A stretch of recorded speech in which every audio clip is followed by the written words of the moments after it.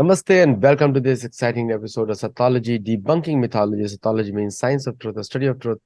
Opposite of that is mythology, which means science or study of fake, lie or imagination. So आज France जल रहा है और बहुत बुरी तरह से जल रहा है और उस पर एक मैंने शो भी किया था, कॉलोनाइजेशन ऑफ अफ्रीका। अगर आपने किसी ने लाइव देखा होगा वो शो जरूर देखिएगा, क्योंकि आपको पता लगेगा कि अफ्रीका का इतिहास भी उतना ही खराब है यूरोपियन कॉलोनाइजेशन की वजह से जितना कि एशिया का था। सबसे ज्यादा पैसा लूटा गया एशिया से, और बाद में एक थ्योरी बनाई गई that human beings came from Africa. तो मेरा क्वेश्चन है लोगों से, आज कौन से यूरोपियन ऐसे दिखते हैं जिनका शक्ल और अफ्रीकन से मिलता, या ये क्यों नहीं पूछ बोला गया कि African came from Europe. Reverse भी ट्रू हो सकता है, क्योंकि अगर लॉजिक की बात हो रही है तो दोनों साइड ट्रू है। बट ये झूठ मूठ की कहानी इसलिए बताई बताई गई to justify colonisation of Africa, so that the लूट को लीगलाइज किया जाए, कि ये बोलने के लिए हम तो आपके ही है। हिंदी मूवी भी एक बनी थी, है ना, आपके है कौन या पता नहीं हम आपके ही है, मतलब ऐसा हिंदी मूवी बनी थी, होगी कोई। But just to say that because we are also from Africa, we have a right over the resources of Africa, ये एक रीजन था। और बाद में एक और स्टोरी बनाई गई चिंगेज खान का। तो मुझे बता दीजिए, अगर Genghis Khan was a most prolific, क्यों तो भारत कभी आया नहीं, तो इसका मतलब सारे यूरोप में चंगेज खान के औलाद हो गए, तो ये भी हम्म। बोला जा सकता है। तो logic works on all sides. आज बड़े स्पेशल गेस्ट हैं हमारे साथ, और आप उनको बहुत पसंद भी करते हैं। उनकी वीडियोस तो एक तो 3 लाख पहुंचने वाला है अभी। तो ईरान भी हिंदू राष्ट्र बनने वाला है, उस पर जरूर देखिएगा, वो वीडियो जरूर देखिएगा। तो let us welcome doctor Shailendra Kumar. नमस्ते Shailendra ji, welcome to the show. अपने सारे आपके दर्शकों को विश्व भर में जो फैले हुए हैं उनको बहुत बहुत प्रणाम।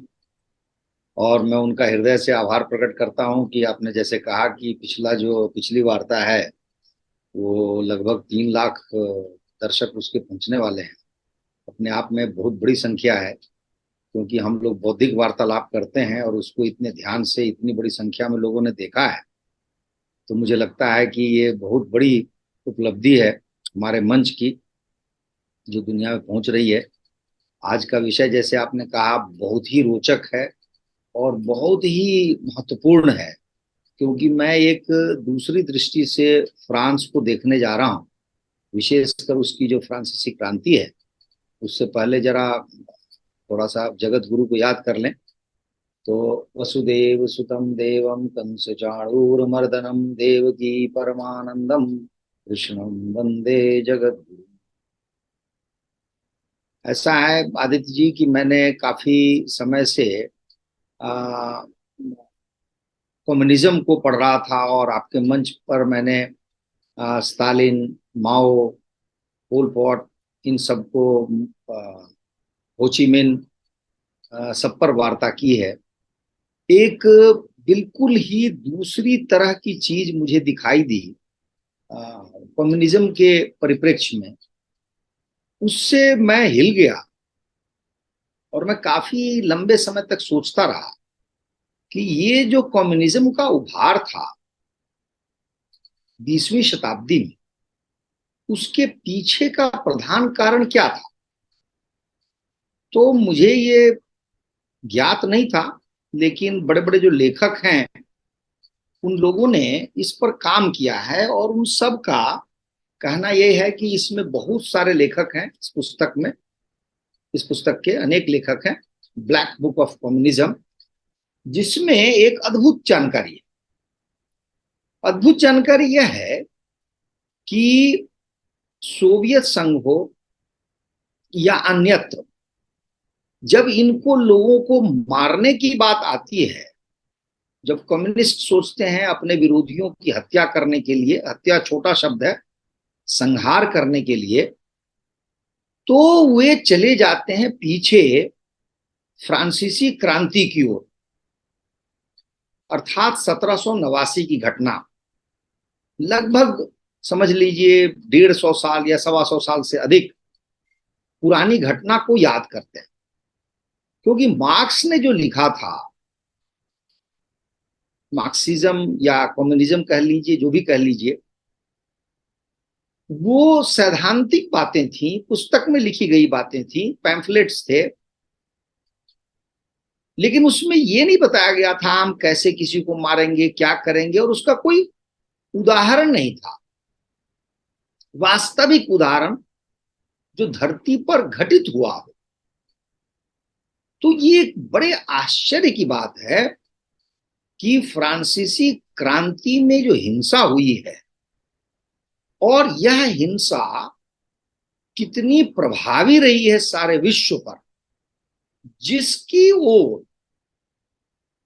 संसार भर में जो बौद्धिक हैं उनका ध्यान कम गया है। कम्युनिज्म और फ्रांसीसी क्रांति में हुई हिंसा के बीच का जो अंतर संबंध है, उस पर बौद्धिकों ने अधिक कार्य नहीं किया है, हमारे देश में भी नहीं किया है, लेकिन अब वो काम होने लगा। क्योंकि एक पूर्व उदाहरण यदि आपके पास होता है हिंसा का, किसी और चीज का, तो थोड़ी सी आपको सरलता हो जाती है अपना काम करने में। मैं आज इन्हीं विषयों पर बात करने वाला हूं कि फ्रांसीसी क्रांति क्या सचमुच में क्रांति थी? क्या उसमें जो तीन बड़े महान उद्देश्य बताए गए, लिबर्टी, इक्वलिटी और फ्रेटर्निटी, इन तीनों शब्दों का निहितार्थ क्या हो सकता है? क्या सचमुच उन्हें प्राप्त किया गया? फिर उनका जो प्रभाव कम्युनिज्म पे था, तो मैं ये मानता हूं कि विश्व भर में जो हिंसा हुई है वर्तमान युग में, आधुनिक शब्द का प्रयोग मैं विशेष रूप से नहीं करना चाहता, क्योंकि मुझे समझ में नहीं आता आधुनिक क्या होता है। तो वर्तमान युग में जो सारे संसार में सरकारी तंत्र की ओर से जो नरसंहार हुआ है, उसकी जो जननी है, उसका जो आरंभ सूत्र है, स्थान है, वो फ्रांस और फ्रांसीसी क्रांति। इससे पहले दो राजा लड़ते होंगे, आप विस्तार के लिए लड़ते होंगे, लेकिन ये जो फ्रांसीसी क्रांति है, ये लोक या जनता कहिए या जन, उनके नाम पर की गई हिंसा है। उनके कहिए कि भविष्य को सुधारने के लिए या बड़े लक्ष्य को प्राप्त करने के नाम पर की गई हिंसा। तो मैं ये मानता हूं कि लोक के नाम पर लोक संहार की शुरुआत फ्रांसीसी क्रांति से हुई। इसके पहले जनता या लोगों के नाम पर इस तरह की हिंसा नहीं हुई। और कम्युनिस्ट जो हैं दुनिया भर में, उन्होंने भी यही काम किया है। जितनी हिंसा की है वो लोगों के नाम पर की है, अपनी जनता के नाम पर की है, और जनता के नाम पर ही जनता का संहार किया है। अर्थात सरकारी स्तर पर, शासन के स्तर पर बहुत ही सुसंगठित रूप से वृहत पैमाने पर की गई जो हिंसा है, उसका आरंभ मैं मानता हूं कि फ्रांसीसी क्रांति। दूसरा पहलू यह है कि सामान्यतया दुनिया में जितनी पुस्तकें उपलब्ध हैं फ्रांसीसी क्रांति पर, या जितने विचार उपलब्ध हैं, और हमारे देश में हमारे विद्यालयों में या विश्वविद्यालयों में जो पढ़ाया जाता है, आप उसको पढ़ेंगे तो हार्दिक दुख होगा आपको जान करके कि ये जो लिबर्टी, फ्रेटर्निटी और इक्वलिटी है, ये बड़े बड़े जो शब्द हैं, इनको लेकर लिखा जाता है कि बड़ा महती उद्देश्य था इस क्रांति का, और उस उद्देश्य को प्राप्त करने के लिए यह क्रांति की गई, और इसका संसार पर प्रभाव पड़ा। पहले तो प्रश्न उठता है कि क्रांति किसको कहते हैं, और आगे मैं अपनी वार्ता में रेवोल्यूशन शब्द का अधिक प्रयोग करूंगा, क्योंकि क्रांति उसका अनुवाद है। अब रेवोल्यूशन को लीजिए, जो फ्रेंच रेवोल्यूशन हम कहते हैं, तो क्या फ्रांस में जो हुआ उसके पहले कोई उदाहरण था? इस शब्द को क्यों गढ़ा गया, कहां से गढ़ा गया, इसका क्या अर्थ था? अमेरिका में जो बदलाव हुआ, अर्थात जो ब्रिटिश शासन था उसको समाप्त किया गया, तो मेरे पास पुस्तक है, उसमें यह कहा गया है कि अमेरिका में काफी समय बाद रेवोल्यूशन शब्द का प्रयोग हुआ। अर्थात जब ये घटना हो रही थी तो उसके जो भागीदार हैं उन्हें नहीं पता था कि वो कोई रेवोल्यूशन कर रहे हैं। वैसे ही फ्रांस में ठीक से उन्हें पता नहीं था कि रेवोल्यूशन का क्या तात्पर्य हो सकता है और हम रेवोल्यूशन कर रहे हैं। ये बहुत सारी बातें बाद में आई, बाद में उन पर विश्लेषण हुआ, बाद में लिखा गया। लेकिन सबसे बड़ा जो प्रश्न है वो यह है कि क्या, जो मैं समझ रहा हूं कि फ्रांसीसी क्रांति या रेवोल्यूशन ने जो नरसंहार का आरंभ किया है सरकारी रूप में, सरकारी तंत्र से के द्वारा, और कम्युनिस्टों के बीच के जो अंतर संबंध हैं, मैं वहीं तक सीमित हूं। मैं वहीं तक सीमित होता यदि मेरे पास अन्य पुस्तकें नहीं आती। मेरे लिए सुखद आश्चर्य की बात है कि पुस्तक सीधे सीधे मुझे मिली है, और वह पुस्तक है यह। इसको ध्यान से देखें तो इसका नाम ही है the coming of the terror in the French revolution. यहां पर टेरर शब्द का प्रयोग हुआ है, और पूरी पुस्तक में जो फ्रांस में रेवोल्यूशन के समय जिस तरह का संहार किया गया है या जिस तरह से लोगों को मारा गया है, उसको इस लेखक ने मारने वाले को टेररिस्ट कहा। टेररिस्ट कहना अधिक उपयोगी शब्द है, क्योंकि मुझे नहीं समझ में आता कि आतंकवादी, और वो भी वाद कहने से, वाद का हमारे देश में अधिक प्रचलन नहीं, हमारे शास्त्रों में आतंकी कह सकते हैं। तो उसमें इनको आतंकी कहा गया है। अब प्रश्न उठता है कि हम इनको रिवोल्यूशनरी कैसे कह सकते, जो वस्तुतः टेररिस्ट थे या आतंकी थे? तो क्यों, क्या ऐसा कारण है कि इस फ्रेंच रेवोल्यूशन को इतना महत्व दिया गया है? और इसका जो दूसरा पहलू है, उस पहलू की ओर लोगों का ध्यान कम गया है। तो आरंभ में क्या हुआ कि लोगों ने लिखा, और लिखते हुए डेमोक्रेसी और इक्वलिटी, फ्रेटर्निटी, इस तरह की बातें चली, और ये चीजें फैशन में आ गई। और एक सबसे बड़ा प्रश्न यहां यह था कि भारतीय दृष्टि से इसको नहीं देखा गया। क्योंकि मैं एक एक शब्द पर यदि विचार करूं तो मैं प्रश्न कर सकता हूं कि लिबर्टी क्या होती है। हिंदी में जो समकक्ष शब्द है वो स्वतंत्रता है। तो स्वतंत्रता किससे?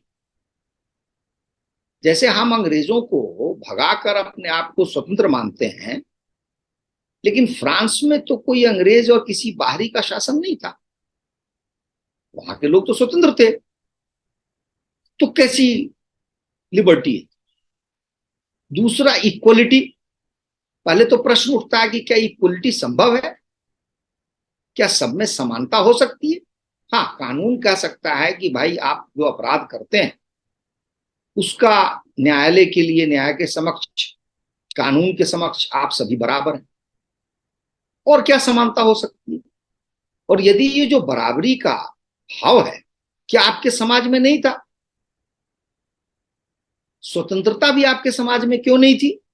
क्योंकि बाहरी तो कोई है नहीं। अंतिम शब्द है फ्रेटर्निटी, जिसको भ्रातृत्व कह सकते हैं आप, एक दूसरे को भाई मानना।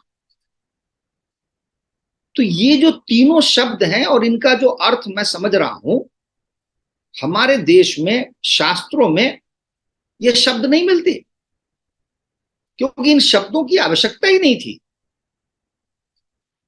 हमारे यहां कहा गया ईश्वर अंश जीव अविनाशी। हर व्यक्ति में हम ईश्वर का अंश देखते हैं, उस व्यक्ति को उसी रूप में महत्व देते हैं। तो इसमें यह प्रश्न आता ही नहीं है कि एक से दूसरे को स्वतंत्र होना है और एक से दूसरे में कोई ऐसी भिन्नता है जिसके लिए इक्वलिटी को उस पर थोपना पड़ेगा, उसी तरह से भ्रातृत्व को थोपना पड़ेगा। आप देखिए कि हमारे शास्त्रों में उदाहरण है, अनेक उदाहरण है। 5 भाई पांडव हैं तो पांचों भाई एक दूसरे से जुड़े हुए हैं। कभी किसी ने यह प्रयास नहीं किया कि युधिष्ठिर महाराज ही क्यों राजा बनेंगे, ऐसा प्रश्न नहीं आया। भगवान राम 4 भाई हैं, किसी ने यह नहीं कहा कि इनकी इनके स्थान पर मैं राजा बन जाता हूं, ऐसा नहीं हुआ। हमारे यहां हरिहर और बुक्का हाल के उदाहरण है, बहुत निकट इतिहास में है। विजयनगर साम्राज्य में जो दोनों साथ साथ शासन चलाते हैं, और भी कई उदाहरण है हमारे देश में राजाओं के बीच। तो मैं ये मानता हूं कि इसके पीछे हमें जाना पड़ेगा और थोड़ा गहन चिंतन करना पड़ेगा। और 1 मिनट के लिए यदि मान भी लें कि आपको लिबर्टी इक्वलिटी चाहिए, तो आदित्य जी आपको जानकर घोर आश्चर्य होगा कि 1789 में जब ये रेवोल्यूशन होता है, उस समय से लेकर के 1793-94 तक जब वहां पर आतंक का राज रहता है, नरसंहार होता है लगातार, उस समय भी जो लोग वहां पर थोड़ा बहुत कर देते हैं, टैक्स देते हैं, केवल वही मतदान कर सकते हैं। इसका अर्थ यह हुआ कि पूरे देश में उस समय फ्रांस की जो जनसंख्या है वो लगभग 2.25 करोड़ मान लीजिए फ्रांस की जनसंख्या थी। तो 2.25 करोड़ लोगों में बड़ी कठिनाई से 1-2% लोग ही होंगे जो कर दे रहे होंगे, या 5% लगा लीजिए आप। तो ये जो उनका हिस्सा लेना है डेमोक्रेटिक सिस्टम में, वो तो बहुत कम लोग हिस्सा लेंगे। अच्छा, आगे चल के बराबर उस संविधान वहां बनता रहा बनता रहा बनता रहा। बहुत ही उबाऊ प्रक्रिया है, जो फ्रेंच रेवोल्यूशन में हर समय संविधान ही बन रहा, हर समय संविधान बन रहा। तो आप पाएंगे कि अंत में यह बात होती है वहां पर कि सारे जो पुरुष हैं वयस्क, उनको मताधिकार दिया जाए।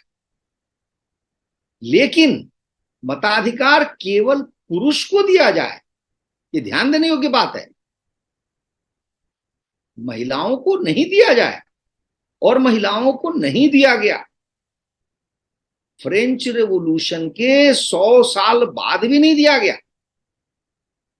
तो इसका अर्थ यह हुआ कि आप तो अपने ही समाज में जो महिलाएं हैं उनको मनुष्य नहीं मान रहे, उनको आपने मत देने का अधिकार नहीं दिया है। तो कैसी इक्वलिटी, उनके लिए कौन सी लिबर्टी, उनके लिए कौन सी फ्रेटर्निटी। अब आगे सुनिए, वहां जो यहूदी रहते थे फ्रांस में, वो बेचारे अनेक अधिकारों से वंचित थे।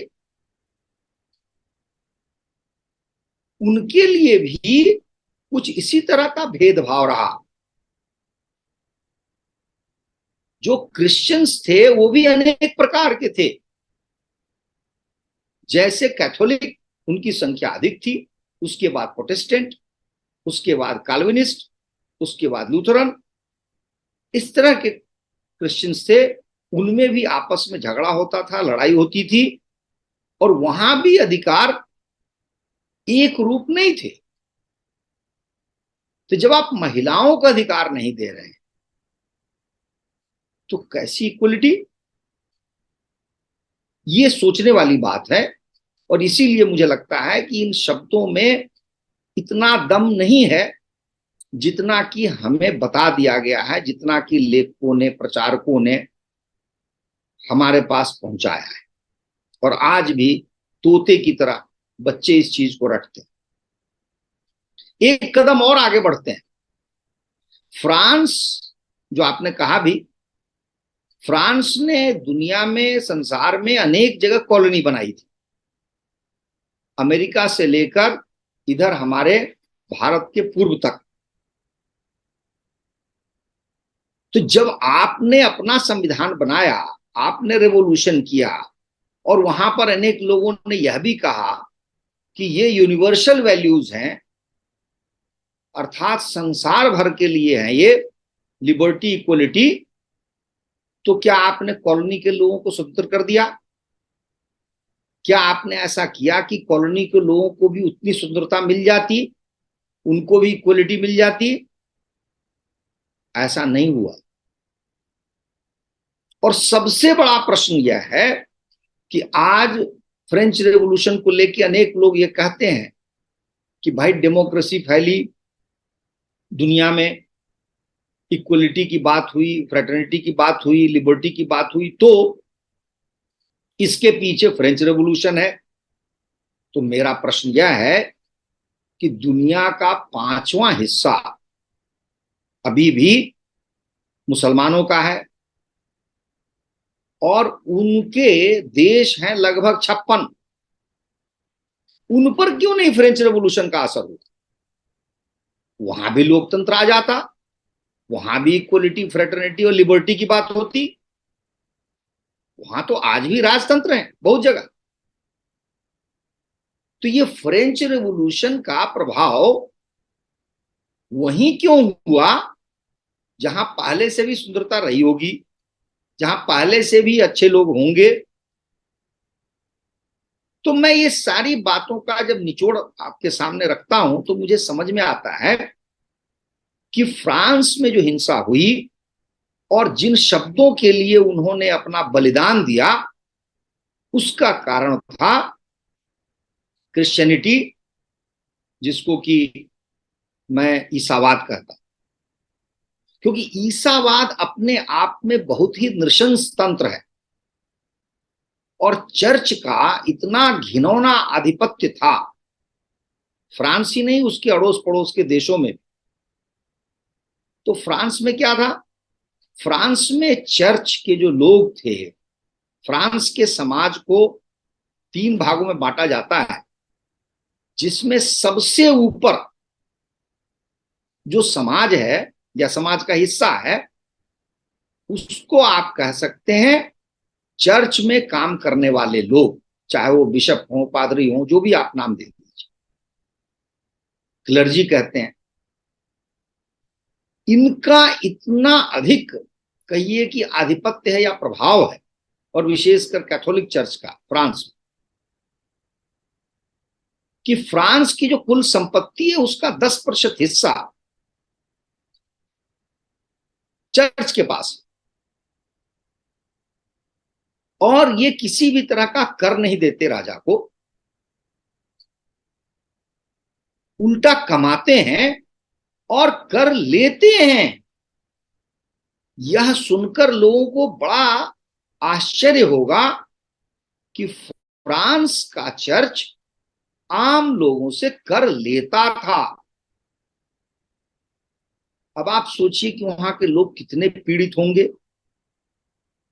एक तो संपत्ति पर आपने आधिपत्य कर लिया है, दूसरा आप उल्टा कर लेते हैं लोगों से, और आप समाज के शीर्ष पर बैठे हुए हैं, लगभग राजन्य वर्ग के समानांतर अनेक प्रकार की आपको छूटें प्राप्त हैं, कर मुक्त व्यवस्था है, तो प्रकारांतर से आप भी शासन कर रहे हैं जनता। तो घोर शोषण हो रहा है। दूसरे स्थान पर जो समाज का हिस्सा है उसका नाम है नोबिलिटी। और यहां जो मैं बात कहने जा रहा हूं यह भी घोर आश्चर्य की बात है। हम भारतीयों के लिए भी, हमें उधर से आने वाले जो फ्रेंच है, अंग्रेज है, उन्होंने कह दिया कि भारत में कास्ट है, कोई कास्ट का निर्माण तो वहीं हुआ था, पुर्तगाली शब्द है। और झकझोरने वाला तथ्य है कि फ्रांस की जो नोबिलिटी है वो जन्मना है, यानी वहां पर कोई नोबेल बनता है तो वह जन्म से है। और शुद्ध रूप से इस पुस्तक में लिखा हुआ है कि वो कास्ट सिस्टम है, कास्ट है, और वो बहुत प्रभावकारी हिस्सा है समाज का, क्योंकि वो बहुत बड़े बड़े क्षेत्र में उसकी भूमि है। जो उपजाने वाले लोग हैं, जो उस पर काम करने वाले लोग हैं, वो उनके दास हैं, स्लेव हैं, गुलाम हैं, और उनके पास में सर्वाधिक संपत्ति है पूरे देश में। इस नोबिलिटी को भी अनेक प्रकार की छूटें मिली हुई हैं। ये भी उल्टा, जैसे चर्च टैक्स लेता है वैसे एक प्रकार से नोबिलिटी भी टैक्स लेती, जो लोग इनकी भूमि पे काम कर रहे हैं। और अनेक प्रकार के उसमें काम करने का तरीका, कुछ लोग बटाईदारी पे काम कर रहे हैं, कुछ लोग यूं ही काम कर रहे हैं, दिन काम कर रहे हैं। नोबिलिटी चाहे तो कहीं पे भूमि पर अपना अधिकार जमा सकता है, भूमि का प्रसार कर सकता है, तो उसकी खेती बाड़ी का प्रसार हो जाएगा। अगली बात यह है इसके विषय में, दो और महत्वपूर्ण बातें। एक बात तो यह है कि सेना के जो अधिकारी बनते हैं वो नोबिलिटी से जाते हैं।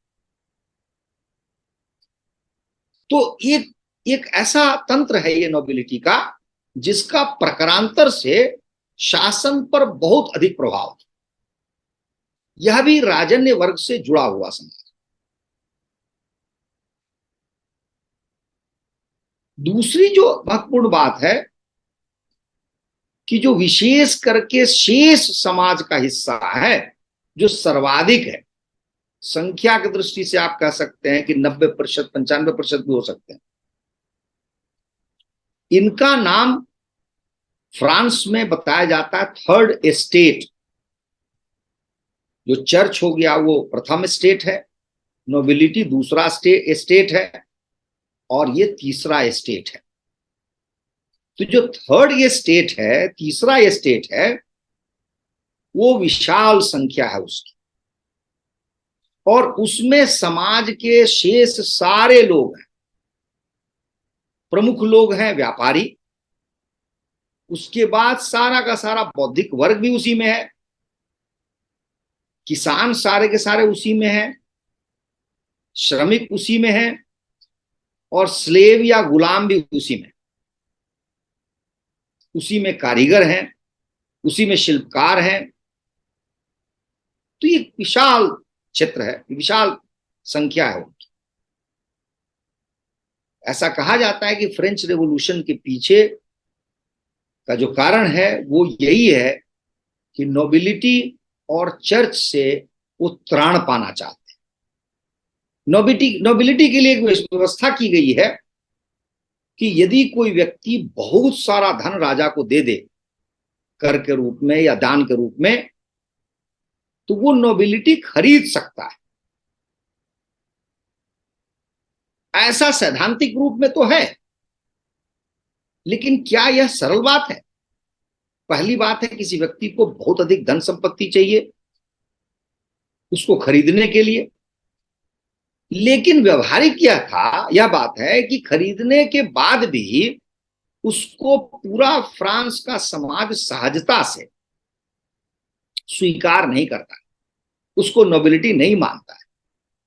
क्योंकि सामने वाला आपसे पूछेगा कि तुम 100 साल पहले, 200 साल पहले क्या थे, तुम्हारे पिताजी क्या थे, दादाजी क्या थे, परदादाजी क्या थे, और जगह जगह उसको अपना विशेष परिचय देना पड़ता था।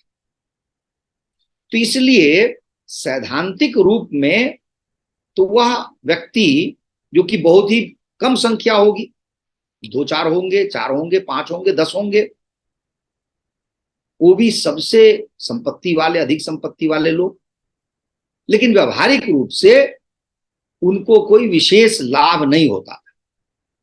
जबकि भारतवर्ष में वर्ण और जाति तो उस तरह की हमारे यहाँ है ही नहीं, जैसी जाति फ्रांस में या इंग्लैंड में थी, या पुर्तगाल में थी, या अन्यत्र थी, कास्ट। लेकिन जैसी भी हमारी व्यवस्था थी, तो आदरणीय पंकज जी ने अपनी पुस्तक में दिखाया है कि जाति अपकर्ष और जाति उत्कर्ष हमारे समाज में निरंतर रहा है। आप ऊपर भी जा सकते हैं, आप नीचे भी जा सकते हैं। कि इन आधारों पे ऐसा होता है वो विशद वर्णन है उनका, वो हमारा यहाँ विषय नहीं है। लेकिन मैं ये बताना चाह रहा हूं कि हमारे यहाँ की जो व्यवस्था थी वो कहीं अधिक सुदृढ़ और मनुष्योचित थी। वहां फ्रांस में जिनको आप गुलाम कहें, स्लेव कहें, वो मनुष्य थे ही नहीं, उनको मनुष्य माना ही नहीं गया। तो फ्रेंच रेवोल्यूशन का जो ये आधार है वो यह है कि मुख्यतः थर्ड एस्टेट यानी तीसरा एस्टेट का जो बौद्धिक वर्ग है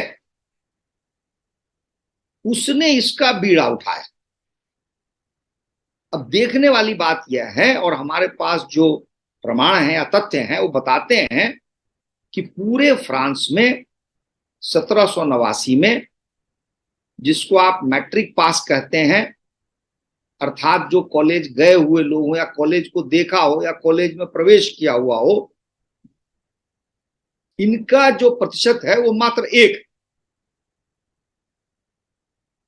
तो 280 लाख में से आप निकालेंगे संख्या, तो आप कह सकते हैं कि उस समय 3 लाख लोग पढ़े लिखे होंगे उस फ्रांस में।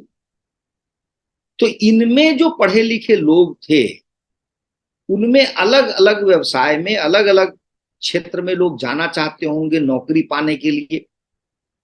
और अधिकतर जो ये फ्रेंच रेवोल्यूशन के लोग हैं जो नेता बने हैं और बाद में आतंकी बने हैं, अर्थात टेररिस्ट बने हैं, वो इसी वर्ग से आते हैं जिन्होंने पढ़ाई लिखाई कर ली है लेकिन बेरोजगार हैं। यदि कहीं नौकरी मिल गई है उससे संतुष्ट नहीं है। किसी ने ऋण लिया हुआ है लेकिन ऋण ऋण वापस करने की क्षमता नहीं है। तो अनेक प्रकार की कठिनाइयां इस वर्ग के कुछ युवकों में है, और वही जो युवक हैं वो इस रेवोल्यूशन में अग्रणी भूमिका निभाते हैं। इसके पीछे जो वहां के, मेरी समझ से तथाकथित दार्शनिक हैं, रूसो आदि, इन दार्शनिकों के जो विचार हैं, जिसको वहां पर एनलाइटनमेंट कहा गया, और वो जो विचार हैं दार्शनिकों के, वो सबके विचार अलग अलग हैं, एक दूसरे को काटते भी हैं, लेकिन उनके विचार लोगों को उकसाते अवश्य हैं। जैसे रूसो के विषय में कहा गया जनरल विल। अब जनरल विल क्या होता है ये भी समझना बड़ा कठिन है, लेकिन रूसो का कहना है कि हम यदि अपनी स्वतंत्रता के लिए, अपनी लिबर्टी के लिए कुछ कर रहे हैं तो सामने कोई भी आए हम उसका प्रचंड विरोध करेंगे, हम उसे छोड़ेंगे नहीं। अब इस तरह की बातें युवा वर्ग में फैलती हैं और वो जो एक हिंसा का रूप लेती है उसके पीछे भी ये सब कारण। एक तो आपको ज्ञात है कि पूरे उस तथाकथित यूरोप में, जिसको कि हम पश्चिमी जम्बू द्वीप कह सकते हैं, उस हिस्से में, वहां पर चर्च का जो तंत्र है उसके कारण भयंकर हिंसा होती है। फ्रांस नाम का कोई देश नहीं था कुछ 100 साल पहले ही, इसको गौल कहा जाता था। और ये सारे इतने नृशंस लोग थे, हिंसक थे, कि इन्होंने ही रोम साम्राज्य को समाप्त कर दिया, लूटपाट करके, जला के ध्वस्त कर। और उधर जो चर्च तंत्र है वो लोगों को मारता पीटता था, अलग अलग तरह से प्रताड़ित करता था। तो कुछ विद्वानों का कहना है कि फ्रेंच रेवोल्यूशन में जो हिंसा है वो निहित है, हिंसा इसके भ्रूण में ही है। क्योंकि यदि आप कहें कि डेमोक्रेसी की शुरुआत वहां से हो रही है, तो मैं तो व्यक्तिगत रूप से मानता हूं कि डेमोक्रेसी का जो आधारभूत सिद्धांत है वो यह है कि आप मेरे कितने भी बड़े आलोचक हों, लेकिन मैं हिंसा पर उतारू नहीं होऊंगा, मैं आपसे बात करूंगा, हम दोनों एक दूसरे से बात करेंगे। तो ये क्यों अंतर्निहित थी हिंसा? क्योंकि उस समाज में हिंसा ही थी। ये जो लेखक है टेरर वाली पुस्तक के का, वो लिखता है कि वहां पर विशेषकर जो थर्ड एस्टेट थे के लोग थे, उनमें आपस में इतनी घिनौनी हिंसा होती थी, इतनी अधिक हिंसा होती थी हर समय, कि वहां की जो भी पुलिस व्यवस्था होगी वो उसको नियंत्रण में नहीं ला पाती थी। बात बात पर हिंसा। क्योंकि ये भारत भूमि है जहां कह दिया आपने अहिंसा परमो धर्मा, वहां ऐसा कोई सूत्र नहीं था जिसके फलस्वरूप लोग आपस में घनघोर रूप से लड़ते थे। तो ये जो रेवोल्यूशन है उसका आरंभ भी कुछ ऐसा ही हुआ, जो भी विरोधी होगा हम उसको मार देंगे।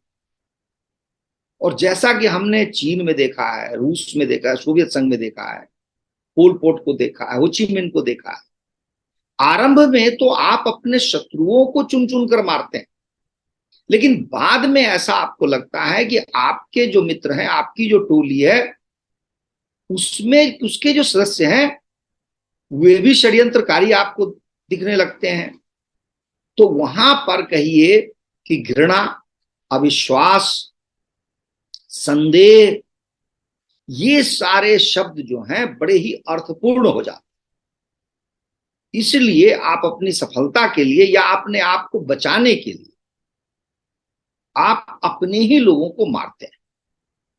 एक उदाहरण मैं दूंगा जो कि बड़ा ही चौंकाने वाला उदाहरण है, कि आप आम लोगों को छोड़ दीजिए जो वहां पे संहार में मारे गए, जिनका संहार हुआ। मैं एक उदाहरण देता हूं। Over a period of 3 days, no fewer than 87 of the 140 members of the Paris Commune were sent to the guillotine. आप देखिए, ये सरकार है, ये पेरिस कम्यून है, ये शासक वर्ग है, इसमें 140 सदस्य हैं, जिनमें से कितनों की हत्या हुई? 87 की। ये वैसी ही संख्या है जैसे कि स्टालिन ने अपने लोगों को मारा था। ये उसी तरह की संख्या है जैसे माओ ने अपने पूरे जीवन काल में अपने ही लोगों को मारा था। आप सोचिए, 87 लोग 140 में से गिलोटिन पे मार दिए जाते। गिलोटिन भी अपने आप में समझने वाली बात है। ये क्या है? यदि आप अनुमति दें तो मैं एक फोटो दिखाऊं।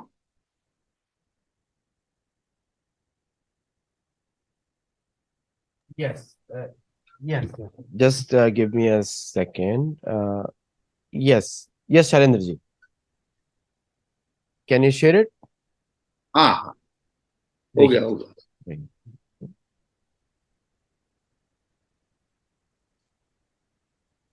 ये देखिए, दिख रहा है आपको आदित्य जी? यस, बिल्कुल दिख रहा है, क्लियर। ये ऐसा, ये कहा जाता है कि जल्दी से किसी को मारने के लिए एक मशीन टाइप की बनाई गई ये चीज। अब ये ऐसा स्ट्रक्चर है कि इसमें 2 पिलर हैं और यहां पर ऊपर से एक आरी आती है, बहुत ही तेज ब्लेड कह लीजिए, और जिसको मारना होता है उसको आप यहां लिटाते हैं और ऊपर से ये आदमी इसको खींचेगा, छोड़ देगा तो ये नीचे आ जाएगा। और ये जो मैं फोटो दिखा रहा हूं इसलिए महत्वपूर्ण है कि लुई 16वां जो राजा है, ये उसकी फोटो है जिसको मारा गया है। और नृशंसता का आप चरम देखिए कि इस व्यक्ति ने हाथ में उसका सर रखा हुआ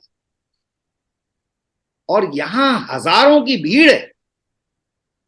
तो जिस व्यक्ति को गिलोटिन पे लाया जाता है उसको देखने वाले हजारों हजार होते हैं।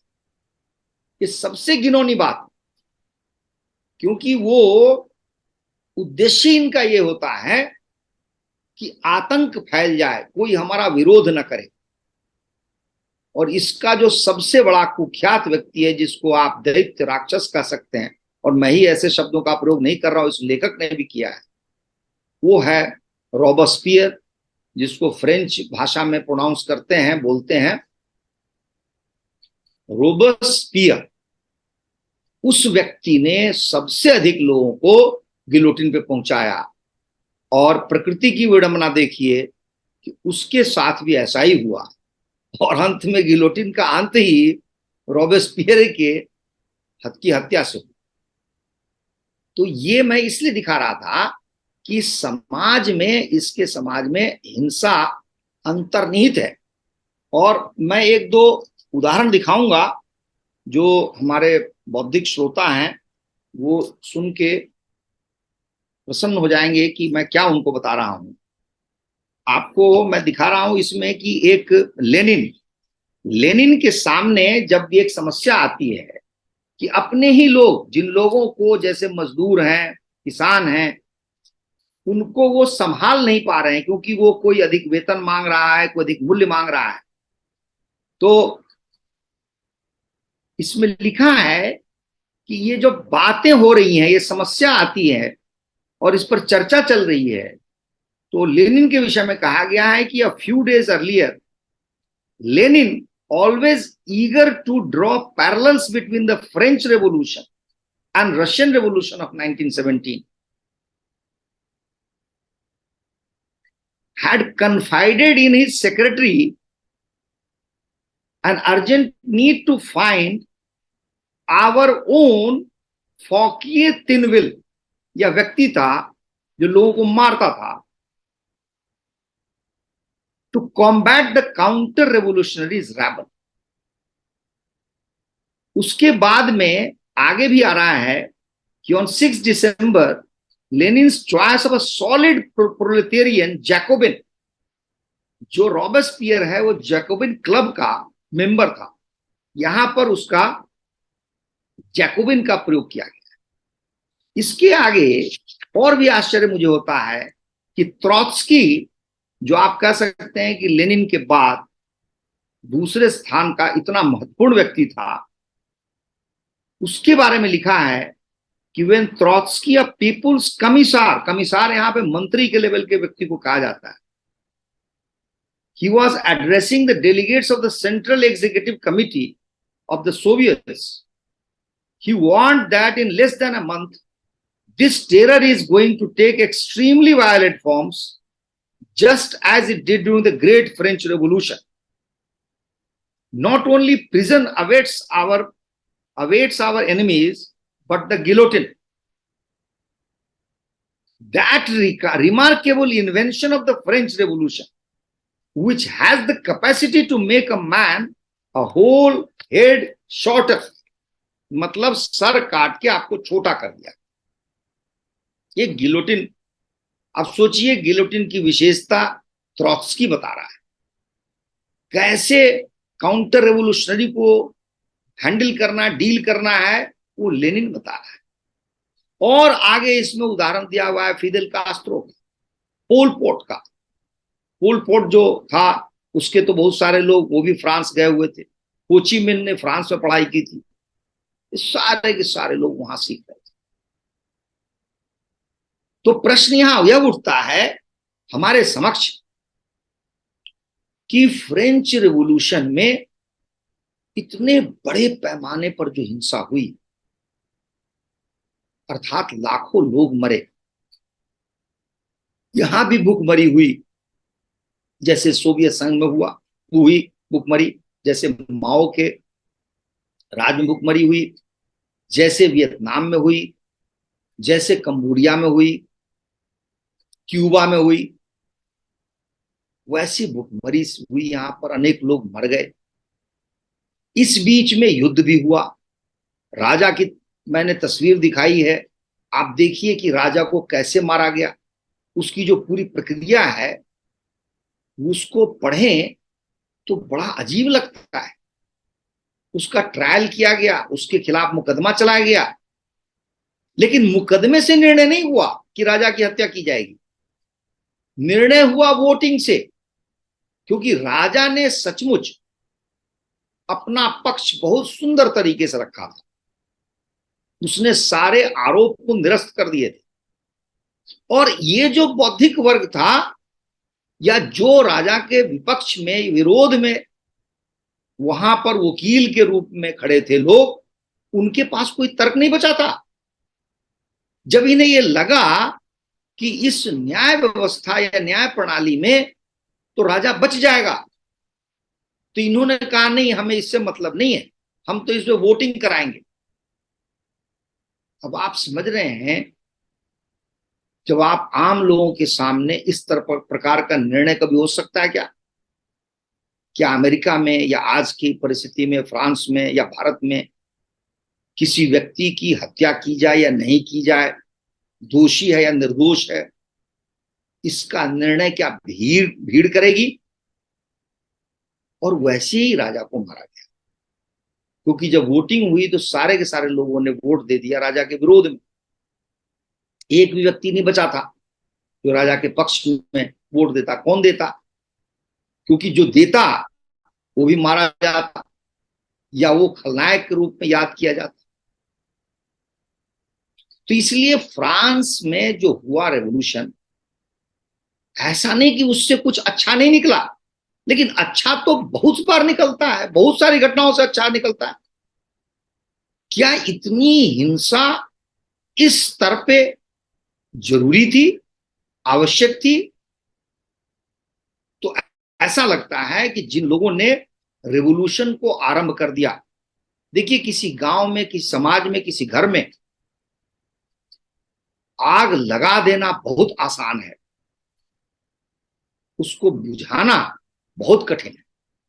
इन लोगों ने, जिन लोगों ने रेवोल्यूशन को आरंभ किया, उन्हें नहीं पता था कि कल क्या होने वाला है, परसों क्या होने वाला है। यहां तक कि जब राजा की हत्या की गई तब भी उन्हें नहीं पता था कि हमारा शासन कैसे चलेगा।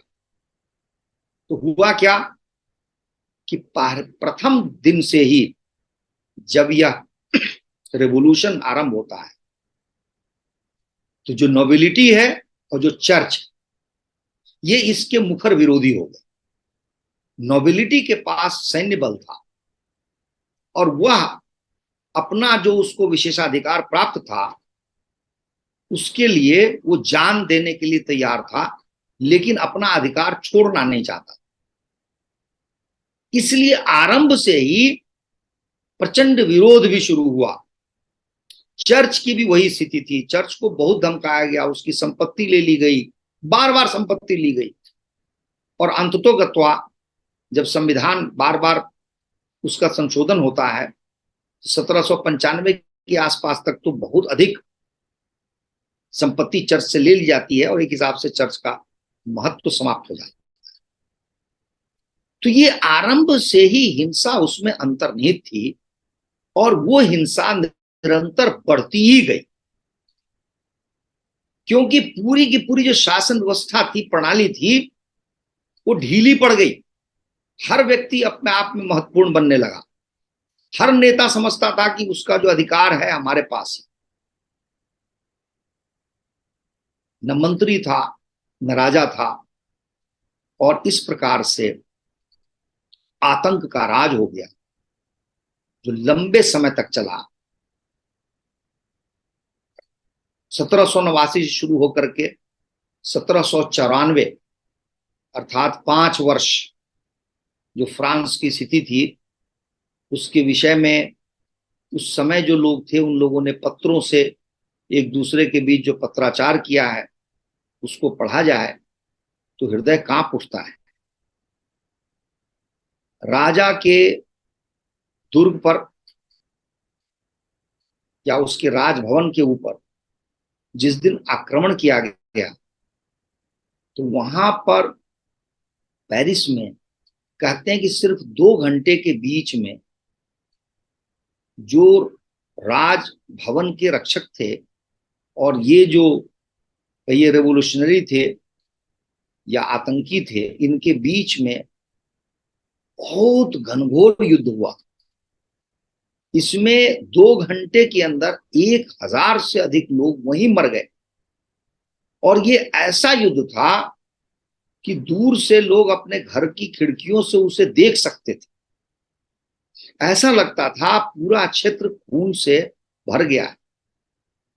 कई दिनों तक लाशें वहां पड़ी रही और जिन लोगों को कहीं जाना होता था वो लाशों को पैर रख के जाते थे। इतनी कहिए कि भयावह स्थिति थी। गिलोटिन को लेकर के भी ऐसी ही बात थी। किसी को नहीं पता था कि कौन किस समय किसकी बारी आ जाएगी, किसको उठा करके गिलोटिन मशीन पर रख दिया जाए। और ऐसा नहीं था कि रॉबेस्पियर के जो लोग थे उससे जिसको उससे भय होता था उनकी केवल हत्या होती थी। नहीं, बिल्कुल नहीं। उसमें अधिकतर लोग निर्दोष थे। इतने निर्दोष थे जिनके मरने का कोई कारण ही नहीं था। इसमें लिखा हुआ है कि the largest number ever delivered up to the great machine in a single day, and they included many small artisans and shopkeepers, shoemakers, cabinet makers, wig makers, merchants, manufacturers, lawyers। अब बताइए कि शू मेकर, जूते बनाने वाले, और ये इनकी क्या गलती है? इनको भी मारा गया। कई स्थानों पर ऐसी हिंसा हुई जहां पर हजारों हजार लोग मरे हैं। एक स्थान पर संख्या लाख के आसपास ही पहुंच गई है। और सबसे बड़ी बात यह है कि रिवॉल्यूशन के समय ही ऑस्ट्रिया, और उस समय जर्मनी नाम का शब्द नहीं था तो प्रशिया कहते थे, प्रशिया और ऑस्ट्रिया से फ्रांस का युद्ध भी शुरू। उसमें भी अनेक अनेक लोग मारे गए, क्योंकि सेना जो पारंपरिक थी वो सेना तो राजा की थी, नोबिलिटी की थी। उस सेना पर इनको भरोसा नहीं था, तो इन्होंने बड़ी संख्या में लोगों को भर्ती की। और इनमें अधिकतर जो जा रहे थे वो युवा थे, कुछ किशोर भी कह सकते हैं, एक आयु के अधिक 16 या 18 के ऊपर, और उनकी भी मृत्यु हो गई। बाद में भी कोई ऐसी बात नहीं थी कि फ्रांस को इससे बहुत लाभ हुआ, क्योंकि ऐसा ही चलता रहा और वहां नेपोलियन शुरू हो गया, जिसने तो राजतंत्र की फिर से नींव डाल दी और युद्ध भी किया उसने। और ऐसे ही वर्ष बीतते गए, समय बीतता गया। और आपको और आश्चर्य की बात यह होती है कि फ्रांस में इतना दम होता, इतनी शक्ति होती, तो दो दो बार, दो विश्व युद्ध में जर्मनी ने इसको बिना समय लिए, बिना अधिक समय लिए पूरे देश को जीत लिया। प्रथम विश्व युद्ध में भी, द्वितीय विश्व युद्ध में भी। तो ऐसा भी नहीं हुआ कि फ्रांस ने कोई उसमें क्रांतिकारी परिवर्तन आ गया हो, बहुत शक्तिशाली देश हो गया हो। कॉलोनी में अंग्रेजों से पिटा और अपने घर में जर्मनी से पिटा। तो उसकी क्या उपलब्धि रही?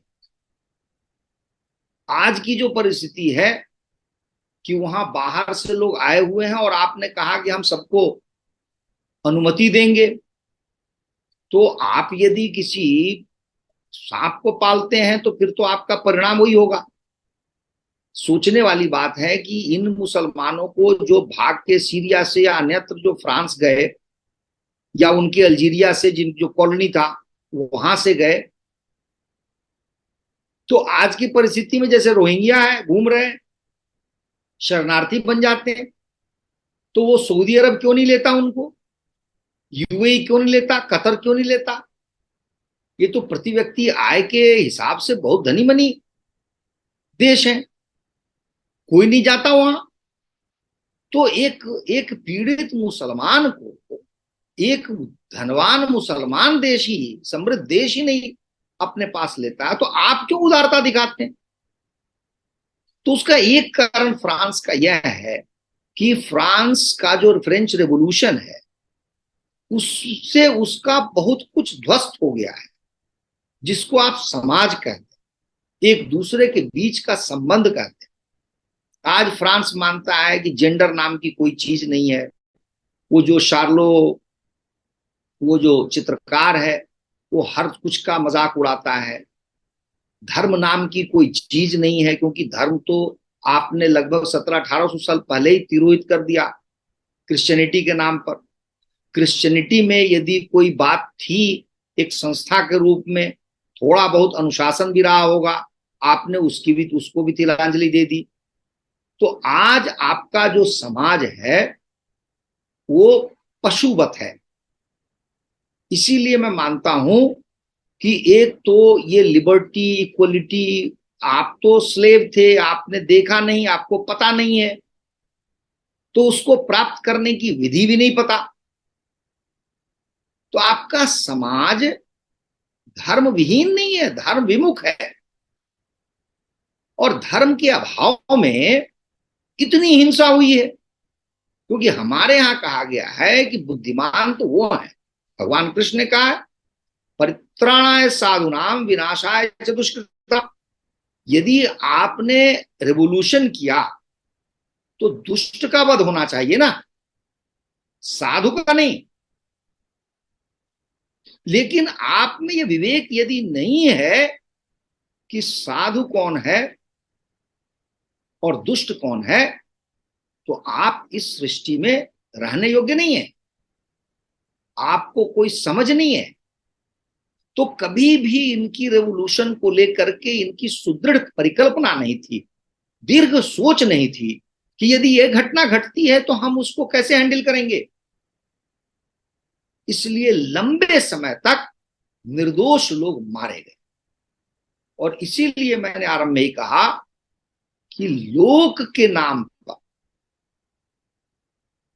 लोक का संहार, यह फ्रांसीसी क्रांति है जिसने सारे विश्व को नकारात्मक रूप से प्रभावित किया। सारे विश्व में हिंसा हुई, और अभी भी जो थोड़ा बहुत अवशिष्ट बचा हुआ है कम्युनिस्टों का संसार में, और वो जब तक रहेगा तब तक वो फ्रेंच रेवोल्यूशन उसी रूप में दोषी माना जाएगा। इसलिए विशेषकर मैं छात्रों से निवेदन करूंगा कि फ्रांस का जो ये रेवोल्यूशन है उसको अपनी दृष्टि से समझें, उसको अपनी दृष्टि से देखें, और उसको मिलाएं कि आज क्यों फ्रांस जल रहा है। जब आपका समाज बिखर जाता है, जब आप टूट जाते हैं, आपके पास कोई संबल नहीं बचता है, तो आप हाड़ मांस का एक शरीर मात्र बच जाते हैं। इस पुस्तक में विस्तृत विस्तृत उल्लेख है कि ये जो आतंक था फ्रेंच रेवोल्यूशन के समय वो क्यों इतना था। लेखक बताता है कि वहां पर दूसरे को, अपने से अतिरिक्त दूसरे को गाली देना, सार्वजनिक रूप से उसकी निंदा करना, और ये सारी बातें मुंह से भी बोली जाती थी और अखबारबाजी भी होती थी। कोई एक व्यक्ति ऐसा नहीं था जो दूसरे पर विश्वास करता हो। और सच्ची बात है कि उस पूरे इस कालखंड में एक भी सच्चरित्र व्यक्ति आपको नहीं मिलता है। राजा का चरित्र भी वैसे ही संदेहास्पद, राजा में भी वो शौर्य और वीरता नहीं है, रिवोल्यूशनरीज में तो है ही नहीं। इसलिए जिसको कहते हैं मानवीय गुण, और जिन गुणों का विकास हमारे सनातन धर्म में होता है, उस प्रकार का शौर्य और वीरता उसका सर्वथा अभाव है। राजा ने इतना ढुलमुल रवैया अपनाया कि कभी वो भागने को तैयार था, कभी छुपने को तैयार था, भागते भागते पकड़ा भी गया। और यही हाल सारे आतंकियों का भी था, जिनको रिवोल्यूशनरी कहा गया, उनके साथ भी यही बात थी। वो ढुलमुल तरीका था, सोच नहीं थी, कल क्या होगा इसका पता नहीं था। जैसे इराक में वो सद्दाम हुसैन था, चाहे जितना नृशंस था, जितने लोगों को मारा था, फिर भी एक तंत्र था।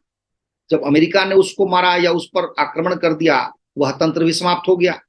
और कुछ लोगों का आकलन है कि जितने लोगों को सद्दाम हुसैन ने नहीं मारा, उसके बाद, उसके मरने के बाद वहां के उतने लोग मारे गए।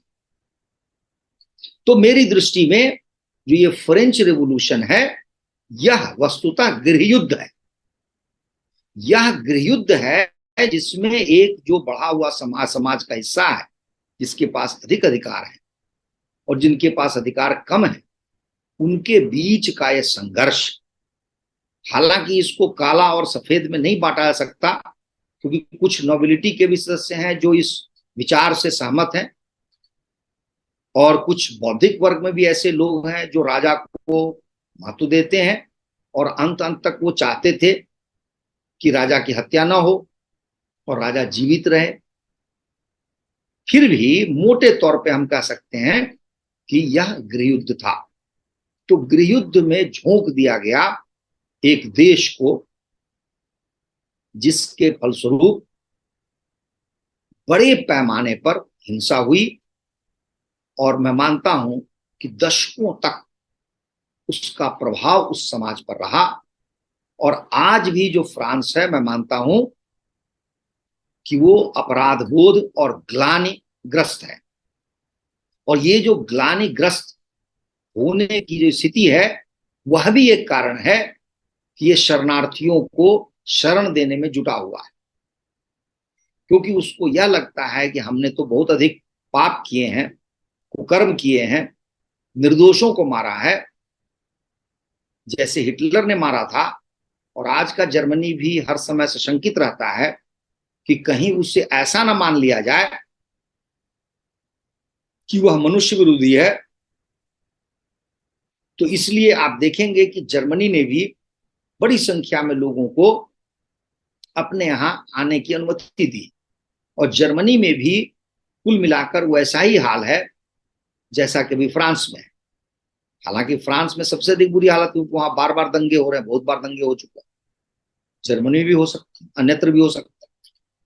तो आपने एक समाज को विकसित करने के बजाय उसको खंड खंड कर दिया, उसको तोड़ दिया। तो उसका परिणाम है कि आज आप आत्मरक्षा भी करने के की स्थिति में नहीं है, लड़ने की स्थिति में नहीं है, जूझने की स्थिति में नहीं है। अपने जो मूल अतीत है आपका, जहां सनातन होता था, जब आपका रोम में शासन था, जब यूनान में शासन था, और सारे ये सूर्य और चंद्र और हमारे देवी देवताओं की पूजा करते थे, तो इस प्रकार की कभी हिंसा नहीं थी। तो इसलिए मैं ये मानता हूं कि सारे विश्व में जो ये फ्रांस रेवोल्यूशन है, इसका नकारात्मक प्रभाव अधिक पड़ा, सकारात्मक बहुत कम पड़ा। और यदि पढ़ना होता तो जैसे मैंने आरंभ में ही कहा, 20% जो मुसलमान हैं सारे विश्व में, उनमें क्यों नहीं पड़ा? यदि आपके सिद्धांत में इन बातों में बल होता तो सर्वग्राही सभी ग्राह्य ग्रहण करते उसका। सभी ने तो ग्रहण नहीं किया। तो इसलिए आपको सिद्धांत में बहुत दम मुझे नहीं नजर आ रहा है। और हमारे देश में, या हमारे देश जैसे अनेक देश जहां सनातन मूल्य रहा है, लैटिन अमेरिका से लेकर ऑस्ट्रेलिया और न्यूजीलैंड तक, उनके लिए ये लिबर्टी, इक्वलिटी बिल्कुल मायने रखने वाले शब्द नहीं है, अर्थहीन शब्द है। क्योंकि ये क्रिश्चियन वाले समाज में, ईसावादी समाज में स्लेव बनाया जाता है, इस्लाम वाले समाज में गुलाम बनाया जाता है, एक दूसरे का शोषण किया जाता है। यह व्यवस्था प्राचीन अफ्रीका में या प्राचीन भारत में, और भारत का ही क्षेत्र बहुत विशाल था, तो जम्बू द्वीप में, इनमें आपको देखने को बहुत कम मिलेगा। इसलिए मेरी समझ से इस फ्रांसीसी रेवोल्यूशन को नई दृष्टि से, विशेषकर भारतीय दृष्टि से देखना आवश्यक है। और जो हमारे विद्यालयों में पढ़ाया जा रहा है उन पर भी नए सिरे से चिंतन करना चाहिए कि हम अपने बच्चों को क्या पढ़ा रहे हैं। वहां सारी पुस्तकों में आपको, या विशेषकर एनसीईआरटी की पुस्तक में ऐसा मिलेगा जहां राजा को एक खलनायक के रूप में पेश किया जाता है, प्रस्तुत किया जाता है, जबकि राजा खलनायक नहीं है। राजा रेवोल्यूशन के आरंभ में बहुत सारी बातों को मानता भी है। राजा बहुत बुरा नहीं है, उसका कोई प्रमाण नहीं सिद्ध हो रहा। हाँ, यह अवश्य है कि उससे यह लगता है कि यह जो रेवोल्यूशन है यह वस्तुतः रेवोल्यूशन नहीं है, कुछ लोग ऐसा कर रहे हैं और संभव है हम इनको नियंत्रित कर लें। तो राजा इसमें कोई बहुत गलत नहीं। और उस समय में राजा विहीन समाज की कल्पना ही बहुत कठिन है, लेकिन फिर भी उस राजा की हत्या की जाती है। तो ये हमारे पुस्तकों में जो पढ़ाया जा रहा है जिस तरीके से, और उसमें ऐसा कुछ दिखाया जाता है जैसे लग रहा है कि राजा तो बहुत बड़ा खलनायक था और उससे त्राण पाने के लिए ऐसा किया गया। तो यदि ऐसा ही था तो फिर रॉबेस्पियर क्यों आ गया, फिर ये नेपोलियन क्यों आ गया, फिर उनको सारे अधिकार क्यों नहीं मिले, फिर महिलाओं को मत देने का अधिकार नहीं मिला, वोट देने का अधिकार क्यों नहीं मिला। तो ऐसी बात नहीं है। कुछ लाभ उससे हुआ, लेकिन क्या उस लाभ के लिए, उस रेवोल्यूशन से जो लाभ निकला है, क्या उसके लिए यह हिंसा आवश्यक थी? मैं मानता हूं बिल्कुल आवश्यक। अंत में मैं इतना ही कहना चाहता हूं कि इस पुस्तक के लेखक ने एक जगह लिखा है, संभवतः ये लेखक भी उधर का ही है इसलिए उसको भी कुछ अपनी बात को, उसको उसको उचित ठहराना है। तो उसका कहना है कि क्या हम उस समय होते तो क्या करते। संभव है कि हम भी वैसे ही हो जाते, हम भी उन आतंकियों की तरह ही हो जाते। ये इस लेखक का विचार है। तो मेरा मानना है कि नहीं, मैं इस विचार से बिल्कुल सहमत। हम होते, हो सकता है बहुत कुछ दूसरा करते, लेकिन मूल प्रश्न ये है कि हम वैसी परिस्थिति पैदा ही क्यों होने देते। हम केवल आग लगाने के लिए तो नहीं हम बैठे हुए कि हमने आग लगा दी, पता नहीं उसका परिणाम क्या हो। तो यह जो बिना सोचे, बिना विचारे जो करे सो पीछे पाछ पछताए, तो आपने सोचा नहीं, इसलिए मैं इसको, इसके प्रति बिल्कुल ही सहानुभूति नहीं रखता जो इस लेखक ने बात कही है। मैं मानता हूं कि ऐसी परिस्थिति को बनने नहीं देना चाहिए। और यदि आप परिवर्तन करना चाहते हैं तो आप शनै शनै कीजिए, क्योंकि मानव जीवन सबसे ऊपर है। यदि मानव को मार करके ही कुछ हासिल कर रहे हैं, आप प्राप्त कर रहे हैं, तो फिर आप असफल हैं। आप बौद्धिक भी नहीं है, विवेकशील भी नहीं है, आप ज्ञानी भी नहीं है, क्योंकि वो तो पशुवत है कि किसी को मार करके आप अपने आप को विजयी घोषित कर। तो आज का यह विषय मेरी दृष्टि में बहुत महत्वपूर्ण है। जितने अधिक दर्शक देखें, सुधी श्रोता सुने, इस पर टिप्पणी करें। और सर्वाधिक महत्वपूर्ण बात यह है कि मैं सभी छात्रों से, चाहे वो विद्यालय में पढ़ते हों चाहे कॉलेज में पढ़ते हों, इस फ्रेंच रेवोल्यूशन नामक यदि अध्याय हो या पुस्तक हो तो उसको ध्यान से पढ़ें और इस नई दृष्टि से उसको चिंतन मनन करके अपना एक विचार स्थिर करें। और हमें किसी की बातों में बहना नहीं है, विशेषकर तब जब भारत ज्ञान की जननी है। हमारे शास्त्रों में ऐसा कुछ नहीं होता है। किसी भी राजा को ये लुई 16वें की तरह किसी गिलोटिन पे नहीं मारा गया, क्योंकि राजा शब्द का अर्थ है जो प्रजा का रंजन करे। अब यहां रंजन मनोरंजन की तरह है, यानी आपको प्रसन्न रखे। प्रसन्नता रखना भोजन, आवास, वस्त्र से ऊपर की चीज है। आध्यात्मिक रूप से आपको प्रसन्न रखे, अन्य रूपों में प्रसन्न रखे, तो राजा का जो कर्तव्य हमारे यहाँ है वो बहुत ही उदात्त है और बड़ी उच्च कोटि का है। और भोजन की जहां तक बात है तो कहा गया है कि यदि कोई प्रजा भूखी रह जाए तो राजा रात को नहीं सोएगा। इसीलिए हमारे देश में 15 अगस्त 1947 तक, जब 725 के आसपास राज्य थे, शायद ही कभी आपको देखने को मिला है कि जो सोवियत संघ में जैसे जार की हत्या हुई, फ्रांस में जैसे हुई, हाल फिलहाल में रोमानिया में चाउशेस्कू की हुई, अन्य लोगों की हुई, ऐसा आपको भारत में नहीं दिखेगा। उसका कारण है कि हमारे यहाँ के राजा अपनी प्रजा को न केवल मनुष्य मानते हैं, बल्कि वो भी ईश्वर अंश जीव अविनाशी, इस विचार को मानते हैं। जबकि अन्यत्र जो राजा है वो अपनी प्रजा को मनुष्य भी नहीं मानता, इसीलिए उसका व्यवहार मनुष्येतर होता है।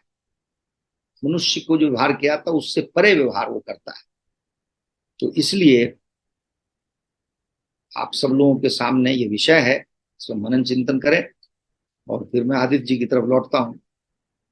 नहीं, एक्चुअली शैलेंद्र जी, जो आज जो फ्रांस में जो राइट्स हो रहे हैं, वो उसका सिर्फ ये नहीं है कि वो मुसलमानों के बीच में, क्रिश्चियंस के बीच में राइट्स है जिसको मीडिया बार बार रिपोर्ट कर रहा है। ये मच डीपर इशू है, ये कॉलोनाइजेशन का भी इशू है, कि जो इतना दबाया गया। और फिर वहां पे एक, जैसे अमेरिका में रेस का इशू चलता है, ब्लैक वर्सेस वाइट, फ्रांस में रिलीजन का इशू है, Catholic versus Muslims. Same issue है, बट इसको रेस और इन सबसे कॉम्बिनेशन में देखना भी पड़ेगा। क्योंकि जो अभी भी फ्रांस फ्रेंच गवर्नमेंट 15 कंट्रीज में जो फ्रेंच करेंसी को ही यूज करने की इजाजत देती है, एंड 15 कंट्रीज में 50% reserve they to keep in the French francs, ये उनका यूरो जो भी उनको बोलते हैं। और आज भी इवन दो फ्रांस के अंदर यूरो यूज होता है, लेकिन अफ्रीकन कंट्रीज में फ्रेंच करेंसी यूज होती है। And plus they have the right for, वो बार बार इंटरवीन करते हैं, राइट ऑफ फर्स्ट रिफ्यूजल, और गवर्नमेंट का फॉरेन पॉलिसीज कंट्रोल करते हैं। तो all these issues are combined, एक नहीं है इशू ये। और हाँ हाँ, नहीं इसीलिए मैं आपसे सहमत हूँ। आप कॉन्गो है, वो जो क्या नाम है उसका, आइवरी कोस्ट है, इन सब जगहों पे तो आज भी फ्रांस एक हिसाब से शासन करता है। बिल्कुल करता है। वहां का निर्णय लेता है पेरिस में बैठ करके। बिल्कुल। और जब उनको मर्जी आए आज, बॉम्बिंग करते हैं, जब मर्जी आए बॉम्बिंग हाँ करते हाँ, बिल्कुल बिल्कुल। हैं। तो इसलिए वो तो बिल्कुल सही करें आप, ये कॉम्प्लेक्स इशू है, ये सिंपल नहीं है।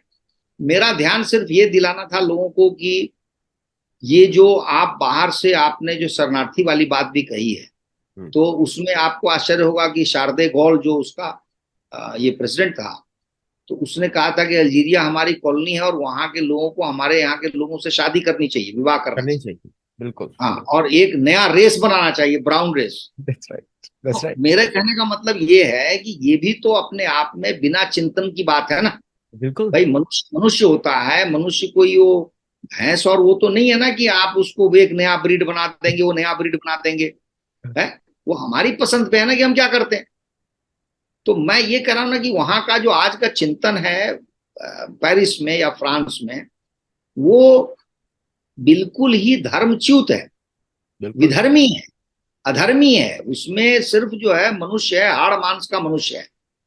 और आप जानते ही हैं पेरिस में, मैं विशेष बातें नहीं करना चाहता यहाँ पर, लेकिन आपने देखा होगा कि पेरिस कैसा शहर है और क्या क्या वहाँ होता है। तो जो ये जो एक तरह का अपने आप को आधुनिक कहने का जुनून है, पागलपन है, जिसके कारण उसके समाज का को बहुत हानि हुई है, बहुत हानि हुई। ये मेरी मूल बात और बड़ी आश्चर्य की बात है, अगर भारत में इस प्रकार के राइट्स होते तो ये लोग कितना बोलते हैं कि भारतीय government, democracy is in danger. है। हाँ हाँ लेकिन हाँ। फ्रांस के ऊपर पूरा मीडिया साइलेंट है, वेस्टर्न मीडिया साइलेंट है। यूनाइटेड स्टेट्स का council of international religious freedom, जो स्टेट डिपार्टमेंट का इंटेलिजेंस एजेंसी है, वो भी चुप बैठा हुआ है। क्योंकि वो भी क्योंकि ये इनका वेस्टर्न कंट्रीज का है। और एक और एस्पेक्ट भी है कि आज अमेरिका की कंडीशन बहुत खराब है इकोनॉमिक। वो ये चाहते हैं कि जो भी उनका अपोजिशन है यूरोप में वॉर से, वो हट जाए, उसमें फ्रांस एक हम्म। बड़ा अपोजिशन भी है। हम्म। और भी एक और रीजन आ जाता है कि भारत का जो पनडुब्बियां लेने का प्लान है, प्राइम मिनिस्टर मोदी की विजिट होने वाली है, there are many factors included. जो ये एक बिल्कुल साधारण इशू नहीं है, कॉम्प्लेक्स फैक्टर जी। है। Current geopolitics, past geopolitics, past colonisation, और आज का जो जो अफ्रीकन कंट्रीज को बोला जाता है कि सारे दुनिया का सब लोग अफ्रीका से आए हैं, जो लूटने के लिए जो बहाना बनाया जाता है। तो all these factors combined has become the French rights very big. हम्म। और तो बहुत बहुत धन्यवाद शरण जी आपका, एज यूजुअल बड़ा डीप आपने रखा उसको, बात को। और इतना डेप्थ में आप लेकर गए हैं कि लोग अभी इसको सुनने के बाद हिलने ही वाले हैं बुरी तरह। और आपके सारे वीडियोस में ऐसा ही है, एक ईरान का भी हुआ, और बाकी लोग। सो दर्शकों, प्लीज सब्सक्राइब, लाइक, और ज्यादा से ज्यादा शेयर करें। मेरे को यूजुअली लोग कंप्लेन करते हैं दूसरी तरह की, बोलते हैं आपका हम्म। कंटेंट इतना अच्छा है, व्यूअर्स इतने क्यों नहीं है। लेकिन हम्म। एक दो वीडियोस ने हमारे रिकॉर्ड तोड़ा, उसमें एक शैलेंद्र जी हाँ का। हाँ, नहीं बिल्कुल रिकॉर्ड टूट गया, बहुत कुछ बहुत और अच्छा हो रहा है। आप सब लोग जुड़िए हमारे साथ, सतोलॉजी के साथ हमारे कोर्सेज को ज्वाइन करिए। हमारा डीबंकिंग मेथोलॉजी कोर्स है, बड़ा सक्सेसफुल है। हम लोगों ने उसमें 99,000 स्टूडेंट्स क्रॉस कर चुके हैं हम लोग पूरे विश्व में। वाह वाह वाह, बहुत और अच्छा। उसमें से बहुत सारे लोग जो हैं वो सनातन धर्म से भी नहीं है, नए लोग हैं। हम्म। तो नए हिंदू भी बन रहे हैं सुन सुन के, पढ़ के। और एक हमारा योगा सूत्र का जो कोर्स है, that has become famous in the US. 12,000 students have pass in last 5 months, 12,000। और अमेरिका में करीब 2,000 योगा स्कूल्स हैं जो मेरी बुक्स को यूज कर रहे हैं, योगा सूत्र वाली। और तो आप दोनों कोर्सेज जुड़िए। और एक हम कुसुम लता जी का कोर्स शुरू करने वाले हैं, वो यूरोपियन हिस्ट्री के ऊपर। आपको उनके वीडियोस बहुत अच्छे लगते हैं। तो we are starting a new course, उसके लिए भी हम रजिस्ट्रेशन ओपन करेंगे। हमको बहुत सारा फैसिलिटीज चाहिए उसके लिए। तो आप हमको सपोर्ट करते रहिए, तो हम एजुकेशन कोर्सेज और बढ़ाएंगे। और सतोलॉजी रिलीजियस ऑर्गेनाइजेशन है, तो आप लोग डोनेशन देते हैं तो टैक्स फ्री रहता है। बहुत बहुत धन्यवाद आप सबका। नमस्ते। Actually to be clarify, Hindu religious organisation in the US. और हमारे ऑनलाइन टेम्पल्स भी चलते हैं, everydaychan.com, जिसमें करीब 12,000 लोग डेली जुड़ते हैं हरि नाम जप करने के लिए। तो आप लोग वहां भी जुड़ सकते हैं। बहुत बहुत धन्यवाद। नमस्ते शैलेंद्र जी, एज तो यूजुअल। सबको सबको बहुत बहुत नमस्कार।